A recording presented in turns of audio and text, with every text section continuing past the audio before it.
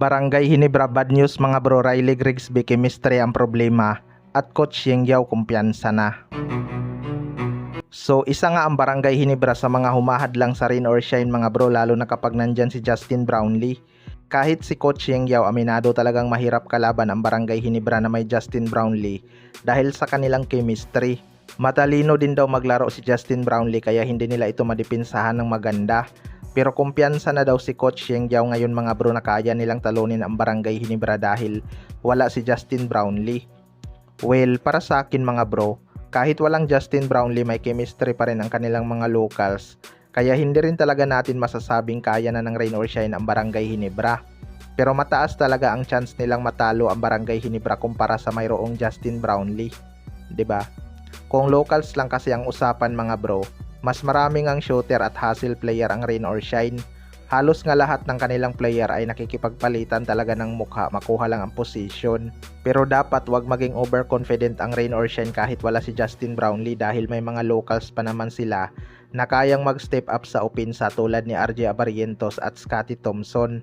Ang kulang lang talaga sa kanila ay yung napoproduce ni Justin Brownlee na 30 plus points per game.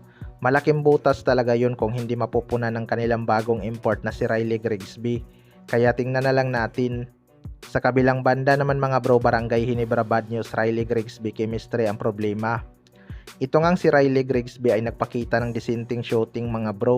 Pinapractice niya nga ang 4-point shot at parang ginagawa niya lang talagang free throw. May mga nagsasabi nga na pagdating daw sa totoong laban magiging baldog ang kanyang mga tira. Well, para sa akin mga bro, nag-iiba talaga ang tira ng isang player sa totoong laban dahil may pressure na ng depensa. Pero hindi nga yan ang isa sa mga magiging problema nila kundi ang chemistry ni Riley Grigsby at ng mga locals. Hindi nga nila gamay ang galaw ng bawat isa kaya maninibago pa talaga sila. Ginagawa naman nila sa practice yan pero iba pa rin talaga kapag totoong laban na.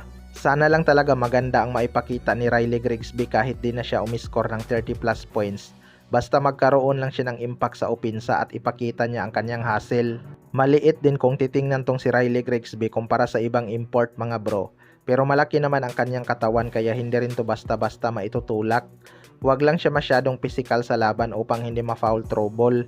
Yan din ang isa sa kanyang dapat matutunan dahil minsan maninipis talaga ang tawag ng referee basta nakita kang sumundot sa bola.